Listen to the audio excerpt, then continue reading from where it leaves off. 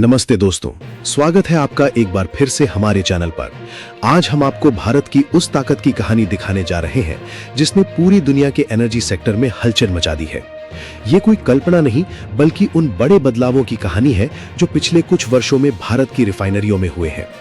दुनिया के बड़े बड़े एनर्जी एक्सपर्ट आज भारत की ओर देख रहे हैं, क्योंकि जो देश कभी सिर्फ कच्चा तेल आयात करने के लिए जाना जाता था, वही देश अब दुनिया का सबसे बड़ा रिफाइनिंग हब बनने की दिशा में तेजी से आगे बढ़ रहा है। इस वीडियो में हम आपको बताएंगे कि आखिर भारत की रिफाइनरियां दुनिया पर कैसे असर डाल रही हैं, क्यों विदेशी देश भारत से ईंधन खरीद रहे हैं, कैसे इससे भारत की अर्थव्यवस्था मजबूत होगी, और क्यों कहा जा रहा है कि 2047 की सुपर पावर कहानी यहीं से शुरू होती है। लेकिन उससे पहले अगर आप भारत की ऐसी ही रिसर्च आधारित खबरें देखना पसंद करते हैं तो वीडियो को लाइक कीजिए, चैनल को सब्सक्राइब कीजिए और कमेंट में पूरे गर्व के साथ लिखिए, भारत माता की जय। अब बिना समय गंवाए शुरू करते हैं आज की पूरी कहानी। दोस्तों, किसी भी देश की असली ताकत सिर्फ उसकी सेना या उसकी आबादी नहीं होती। असली ताकत होती है उसकी ऊर्जा। जिस देश के पास ऊर्जा का नियंत्रण होगा, वही आने वाले समय में दुनिया की अर्थव्यवस्था को प्रभावित करेगा। आज पूरी दुनिया में petrol, diesel, aviation fuel, LPG और पेट्रोकेमिकल्स की भारी मांग है। लेकिन इन सभी उत्पादों को तैयार करने के लिए सबसे जरूरी होती है रिफाइनरी। यहीं पर कच्चे तेल को आधुनिक तकनीक की मदद से अलग-अलग उपयोगी उत्पादों में बदला जाता है। और यही वो क्षेत्र है जहां भारत तेजी से दुनिया की सबसे बड़ी ताकत बनने की तैयारी कर रहा है। आज भारत दुनिया का तीसरा सबसे बड़ा तेल उपभोक्ता है। हर दिन लाखों बैरल तेल भारत के बंदरगाहों पर पहुंचता है।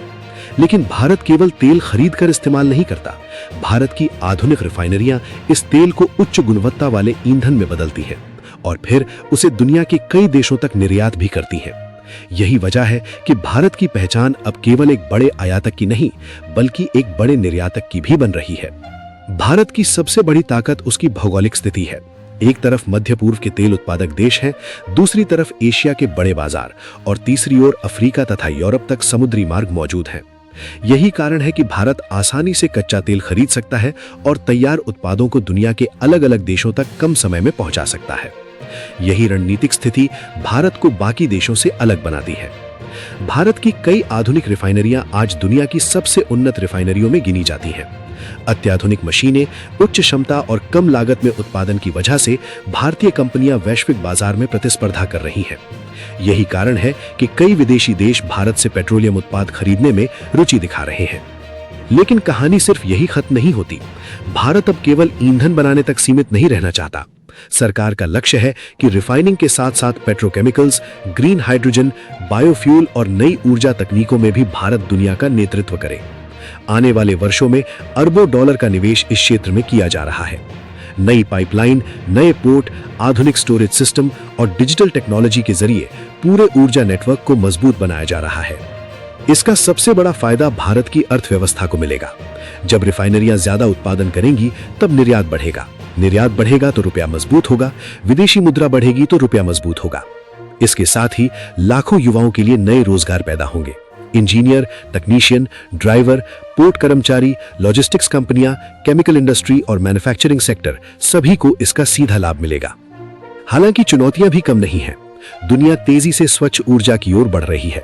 इलेक्ट्रिक वाहन, सोलर एनर्जी और ग्रीन हाइड्रोजन का उपयोग लगातार बढ़ रहा है। इसलिए भारत को रिफाइनिंग के साथ साथ नई ऊर्जा तकनीकों में भी निवेश करना होगा। यदि भारत पारंपरिक ईंधन और स्वच्छ ऊर्जा के बीच सही संतुलन बना लेता है, तो आने वाले दशकों में उसकी स्थिति और भी मजबूत हो सकती है। 2047 तक भारत विकसित राष्ट्र बनने का लक्ष्य लेकर आगे बढ़ रहा है।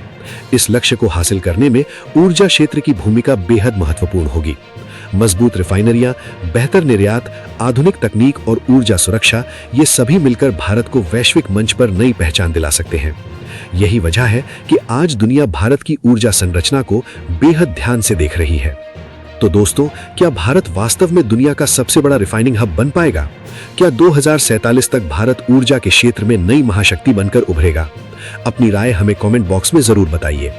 अगर आपको ये जानकारी पसंद आई हो तो वीडियो को लाइक करें, चैनल को सब्सक्राइब करें और अपने दोस्तों के साथ जरूर शेयर करें। मिलते हैं अगली ऐसी ही शानदार और रिसर्च आधारित वीडियो में। तब तक के लिए धन्यवाद। जय हिंद, वंदे मातरम।